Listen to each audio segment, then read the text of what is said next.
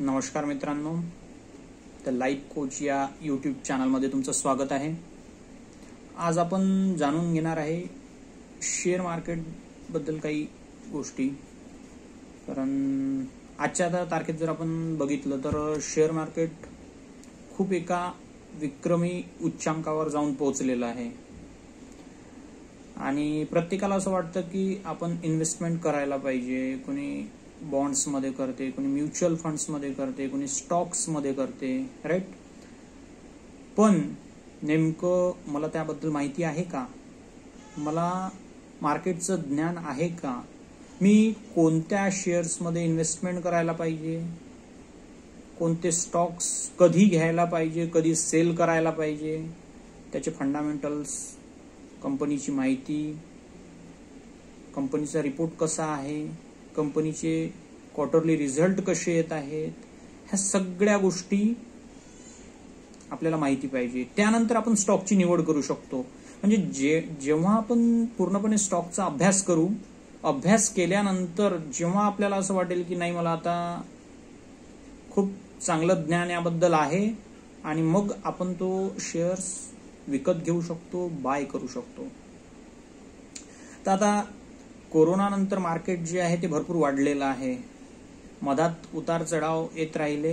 आता आजच्या तारखेमध्ये जर पाहिलं तर आज मार्केट खूप छान होतं, खूप उच्चांकावर मार्केट होतं।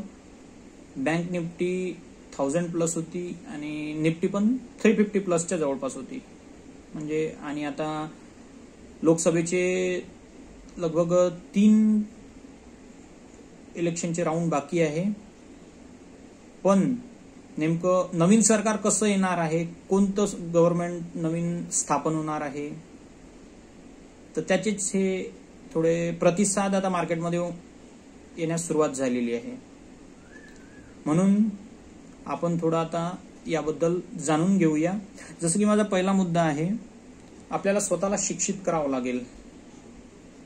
आता तुम्ही म्हणाल स्वतःला शिक्षित कसं करावं लागेल, तर त्यासाठी आपल्याला काही गोष्टी वाचाव्या लागतील, काही गोष्टी ऑनलाईन बघाव्या लागतील, काही व्हिडिओज बघावे लागतील। भरपूर काही अशा गोष्टी आहेत ज्या शिकण्यासारख्या आहेत, ज्या तुम्हाला काहीतरी शिकवतील, काहीतरी नवीन एक दिशा दाखवतील। तर त्याबद्दल आपण एक नवीन माहिती देण्याचा प्रयत्न करत आहे आणि मला आशा आहे की हा जो माझा आजचा व्हिडिओ आहे हा नक्कीच तुम्हाला आवडेल। नक्कीच जर तुम्हाला व्हिडिओ आवडला, लाईक करा, शेअर करा, सबस्क्राईब करा, बेल आयकॉन नक्की प्रेस करा।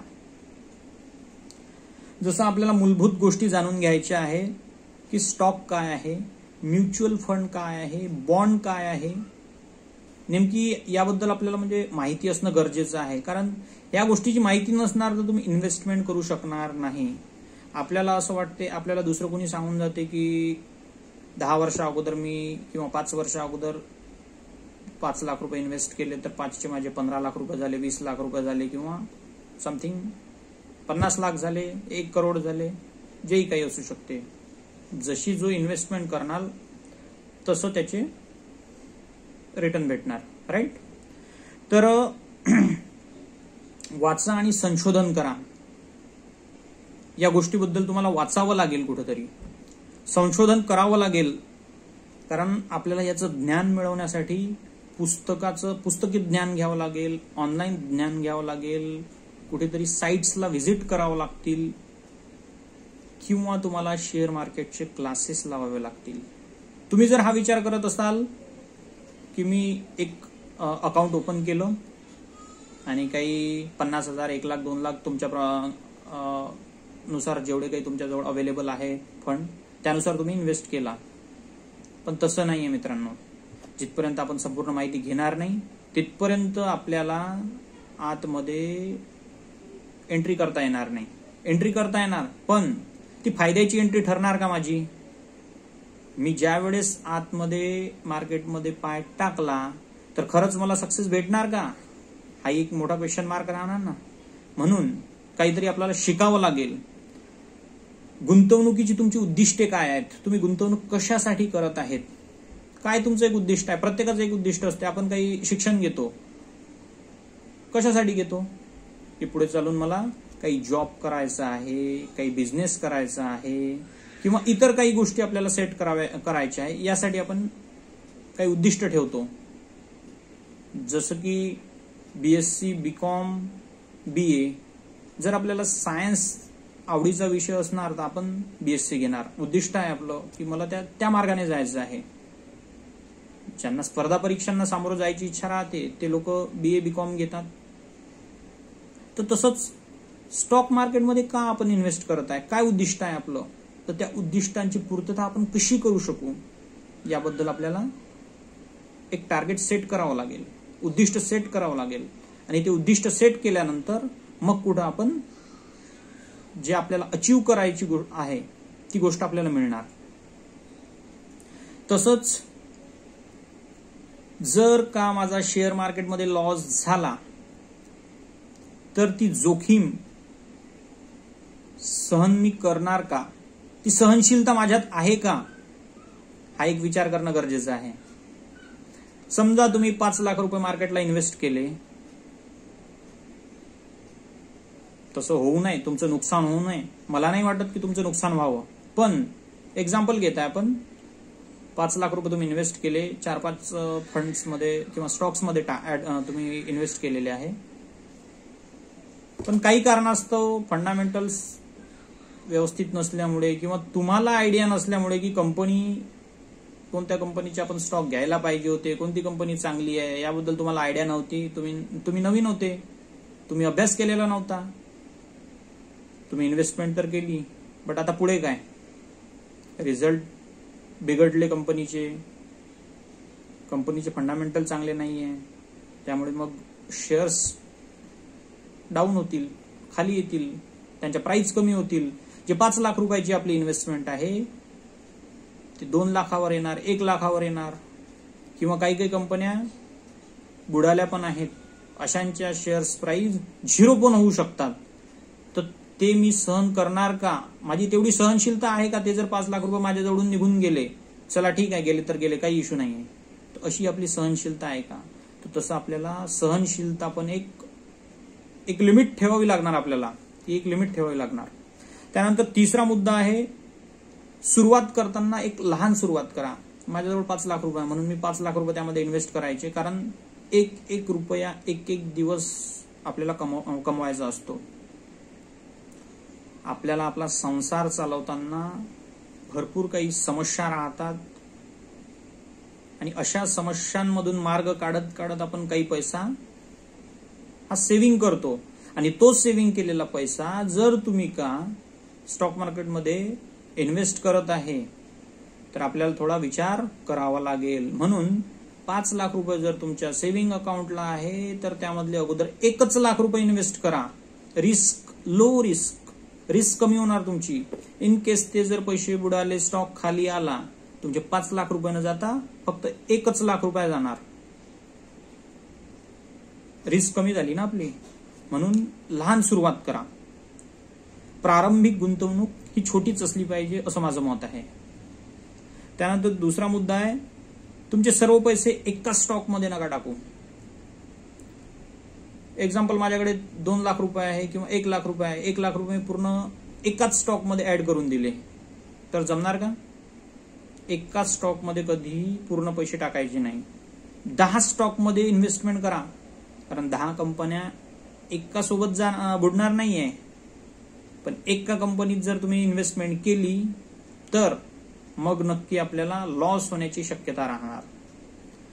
त्यानंतर ब्रोकर आपल्याला निवडावं लागेल. तर ब्रोकर कसा निवडायचा?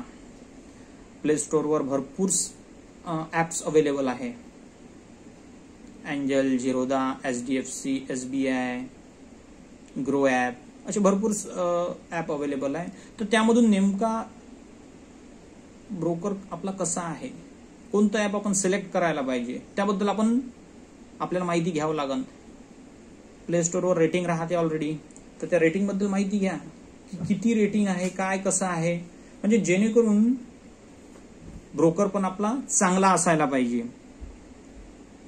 तुमच्या उद्दिष्टांना एक धोरण ठरवावं लागेल. तुम्हाला एक धोरण ठरवावं लागेल. नीतिमत्ता, गुंतवणूक धोरण काय आहे आपलं, त्या धोरणाबद्दल पण आपल्याला विचार करावा लागेल. त्यानंतर आपल्याला मार्केट ट्रेंड काय आहे याबद्दल पण माहिती असायला हवी. जसं की बघा, आर्थिक बातम्या आणि बाजारातील जे विश्लेषण वगैरे राहते ना, तर आर्थिक बातम्या आपल्याला जसं आपण टीव्हीवर न्यूज पाहत राहतो, तर त्यामध्ये आपल्याला दररोजचं अपडेट घेत राहावं लागेल. स्टॉकची काय कंडिशन आहे किंवा त्या कंपनीची काय कंडिशन आहे, त्या सगळ्या गोष्टी आपल्याला पाहावं लागतील. म्हणजे जो मार्केटचा ट्रेंड आहे, तर जेव्हा तुम्ही रेग्युलर बेसिसवर दररोज त्या स्टॉकमध्ये पाहाल किंवा त्या न्यूज पाहाल, एखाद्या ॲपला भेट द्याल, व्हिजिट कराल, जेव्हा जिथपर्यंत तुम्ही पाहणार नाही तिथपर्यंत तुम्हाला काहीही आयडिया राहणार नाही मार्केट ट्रेंड काय आहे. म्हणून ऑनलाईन व्हिजिट करा, टीव्हीवर न्यूज बघत राहा, शेअर मार्केटच्या जे जे ऑप्शन्स अवेलेबल आहे त्या बाबतीत तुम्हाला माहिती घेत राहावं लागेल. त्यानंतर भावनिक निर्णय टाळा. मला असं वाटलं आज HDFC बँकेमध्ये मला 5 लाख रुपये इन्व्हेस्ट करायचे आहे आणि मला माझ्या मित्रांनी सांगितलं, मित्र खूप जवळचा आहे माझा, पण मला माझ्या मित्रांनी सांगितलं मित्र जवळचा आहे म्हणून मी इन्व्हेस्ट करत आहे. That's not good. तुमचा निर्णय काय आहे? भावनिक निर्णय घेऊ नका. मित्रांनी सांगितलं, उद्या चालून तुमचे 5 लाख रुपये बुडाले तर मित्र तुमचा 5 लाख रुपये कव्हर करून देणार का? म्हणून भावनिक निर्णय घ्यायचा नाहीये आपल्याला. किंवा मलाच वाटलं की मी स्टेट बँक ऑफ इंडियामध्ये इन्व्हेस्ट करायचे, मला पूर्ण 5 लाख रुपये, हे भावनिकता आहे की नाही, गव्हर्नमेंटची बँक आहे, परफॉर्मन्स चांगलाच राहणार आहे. पण तसं नाहीये मित्रांनो, आपल्याला भावनिक निर्णय घेऊन जमणार नाही. त्यानंतर वेळोवेळी तुमच्या पोर्टफोलिओचे पुनरावलोकन करा.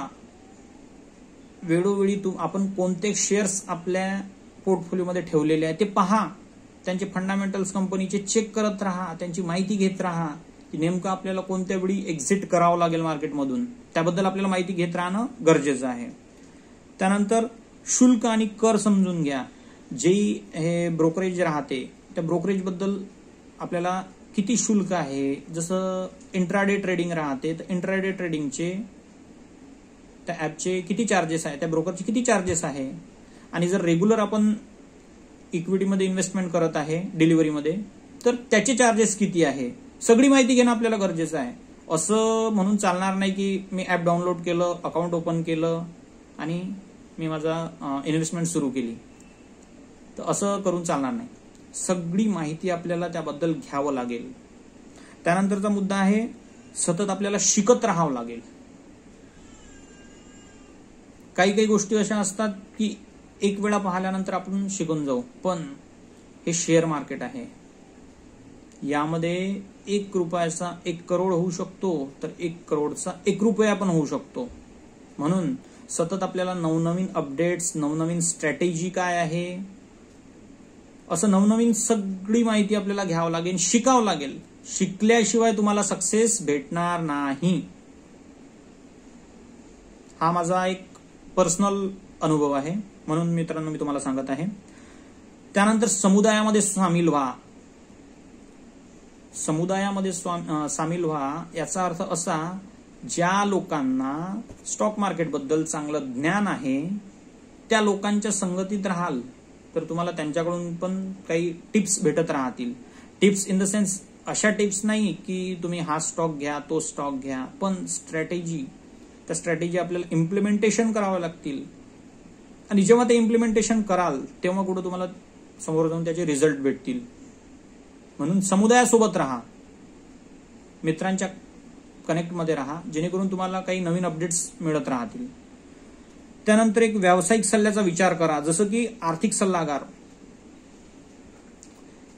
खूप साऱ्या लोकांचे आर्थिक सल्लागार राहतात, गव्हर्नमेंटचे पण आर्थिक सल्लागार राहतात, खूप सारे जे बिझनेस राहतात त्यामध्ये पण आर्थिक सल्लागार राहतात.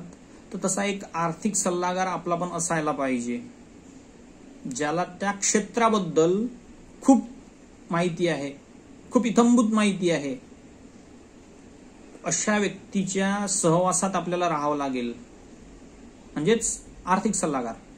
कारण त्यांच्याकडून आपल्याला योग्य ती माहिती आणि योग्य त्या वेळेवर भेटणार, आणि योग्य ती माहिती योग्य त्या वेळेवर भेटल्यामुळे आपल्याला आपलं उद्दिष्ट साध्य करण्यासाठी ती गोष्ट नक्कीच मदत करणार.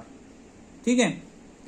आणि त्यानंतर जसं की खूप सारं पुस्तकं वगैरे, ऑनलाईन साईट्स वगैरे मार्केट्समध्ये अवेलेबल आहे. त्याबद्दल तुम्ही नेटवर पण सर्च करू शकता, युट्यूबवर पण सर्च करू शकता. आज गुगल हे असं माध्यम आहे की जिथं खूप साऱ्या गोष्टी आपण पाहू शकतो. आपल्याला कुठंच जायची गरज नाहीये, सगळ्या गोष्टी आपल्याला जागेवर भेटत आहे, सगळं ऑनलाईन आहे.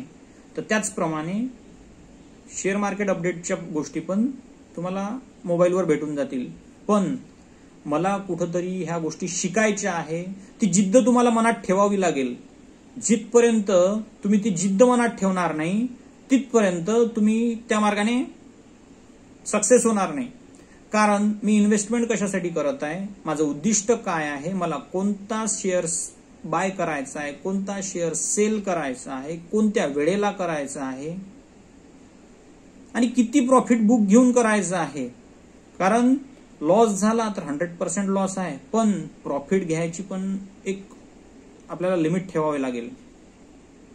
म्हणून ह्या सगळ्या गोष्टी वेळेवर सेट करणं गरजेचं आहे आणि याबद्दल आपल्याला पूर्ण ज्ञान असणं गरजेचं आहे. म्हणून ज्या व्यक्तीला या गोष्टीचं ज्ञान आहे तोच व्यक्ती या क्षेत्रामध्ये पुढे जाऊ शकतो. शेअर मार्केट खूप छान पैसे कमावण्याचा एक उत्तम मार्ग आहे, पण without knowledge not possible. Knowledge असलं तरच आपण इथं पुढे जाऊ शकतो. आजच्या व्हिडिओमध्ये आपण इथंच थांबू. जर हा व्हिडिओ तुम्हाला आवडला असेल तर लाईक जरूर करा, शेअर करा, सबस्क्राईब करा. Thank you very much. जय हिंद.